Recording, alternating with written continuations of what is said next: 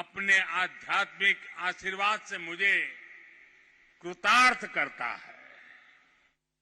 साथियों, जनकपुर में मैंने कहा था कि नेपाल के बिना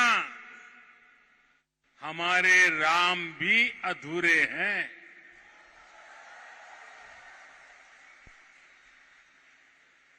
मुझे पता है कि आज जब भारत में भगवान श्री राम का भव्य मंदिर बन रहा है तो नेपाल के लोग भी उतना ही खुशी महसूस कर रहे हैं। साथियों, नेपाल यानी दुनिया के सबसे ऊंचे पर्वत सागर माथा का देश। नेपाल यानी दुनिया के अनेक पवित्र तीर्थों, मंदिरों और मठों का देश। नेपाल यानी दुनिया की प्राचीन सभ्यता, संस्कृति को सहेज कर रखने वाला देश। नेपाल आउँदा मलाई कुनै राजनीतिक भ्रमण भन्दा अलग एउटा छुट्टै आध्यात्मिक अनुभूति हुन्छ। भारत और भारत के लोगों ने हजारों सालों से नेपाल को इसी दृष्टि और आस्था के साथ देखा है। मुझे विश्वास है अभी कुछ समय पहले जब शेर बहादुर देउबा जी, श्रीमती आरजू देउबा जी भारत गए थे और जैसा अभी देउबा जी ने वर्णन किया बनारस का, काशी विश्वनाथ धाम की यात्रा की थी, तो उन्हें भी ऐसी ही अनुभूति भारत के लिए भी होना बहुत स्वाभाविक है। साथियों, ये साझी विरासत, ये साझी संस्कृति, ये साझी आस्था और ये साझा प्रेम, यही हमारी सबसे बड़ी पूंजी है। और ये पूंजी जितनी समृद्ध होगी, हम उतने ही प्रभावी ढंग से साथ मिलकर दुनिया तक भगवान बुद्ध का संदेश पहुंचा सकते हैं, दुनिया को दिशा दे सकते हैं। आज जिस तरह की वैश्विक परिस्थितियां बन रही हैं, उसमें भारत और नेपाल की निरंतर मजबूती होती मित्रता, हमारी घनिष्ठता संपूर्ण मानवता के हित का काम करेगी। और इसमें भगवान बुद्ध के प्रति हम दोनों ही देशों की आस्था, उनके प्रति असीम श्रद्धा हमें एक सूत्र में जोड़ती है, एक परिवार का सदस्य बनाती है। भाइयों और बहनों, बुद्ध मानवता के सामूहिक बोध का अवतरण है। बुद्ध बोध भी है और बुद्ध शोध भी है। बुद्ध विचार भी है और बुद्ध संस्कार भी है।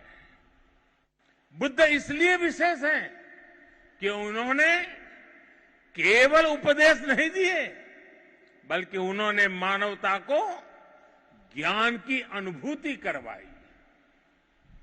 उन्होंने महान वैभवशाली राज्य और चरम सुख सुविधाओं को त्यागने का साहस किया। निश्चित रूप से उनका जन्म किसी साधारण बालक के रूप में नहीं हुआ था, लेकिन उन्होंने हमें यह एहसास करवाया कि प्राप्ति से भी ज्यादा महत्व त्याग का होता है। त्याग से ही प्राप्ति पूर्ण होती है। इसलिए वो जंगलों में विचरे, उन्होंने तप किया, शोध किया। उस आत्म शोध के बाद जब वो ज्ञान के शिखर तक पहुंचे तो भी उन्होंने किसी चमत्कार से लोगों का कल्याण करने का दावा कभी नहीं किया, बल्कि भगवान बुद्ध ने हमें वो रास्ता बताया जो उन्होंने खुद जिया था। उन्होंने हमें मंत्र दिया था, अप्पदीपो भव भिक्खवे, अप्पदीपो भव भिक्खवे, परीक्ष भिक्षवो, ग्राह्यम मद बचो न तू गौरवाद। अर्थात अपना दीपक स्वयं बनो, मेरे वचनों को भी मेरे प्रति आदर के कारण ग्रहण मत करो, बल्कि उनका परीक्षण करके उन्हें आत्मसात करो। साथियों, भगवान बुद्ध से जुड़ा एक और विषय है जिसका मैं आज जरूर जिक्र करना चाहता हूं। वैशाख पूर्णिमा का दिन लुम्बिनी में सिद्धार्थ के रूप में बुद्ध का जन्म हुआ। इसी दिन बौद्ध गया में वो बोध प्राप्त करके भगवान बुद्ध बने और इसी दिन कुशीनगर में उनका महापरिनिर्वाण हुआ। एक ही तिथि, एक ही वैशाख पूर्णिमा पर भगवान बुद्ध की जीवन यात्रा के ये पड़ाव केवल संयोग मात्र नहीं था, इसमें बुद्धत्व का वो दार्शनिक संदेश भी है जिसमें जीवन, ज्ञान और निर्वाण तीनों एक साथ है, तीनों एक साथ जुड़े हैं। यही मानवीय जीवन की पूर्णता है और संभवतः इसीलिए भगवान बुद्ध ने पूर्णिमा की इस पवित्र तिथि को चुना होगा। जब हम मानवीय जीवन को इस पूर्णता में देखने लगते हैं तो विभाजन और भेदभाव के लिए कोई जगह नहीं बचती।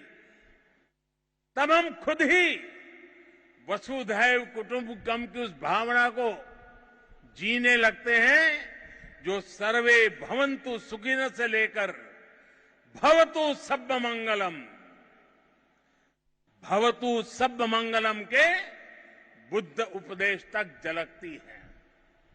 इसलिए भौगोलिक सीमाओं से ऊपर उठकर बुद्ध हर किसी के हैं, हर किसी के लिए है।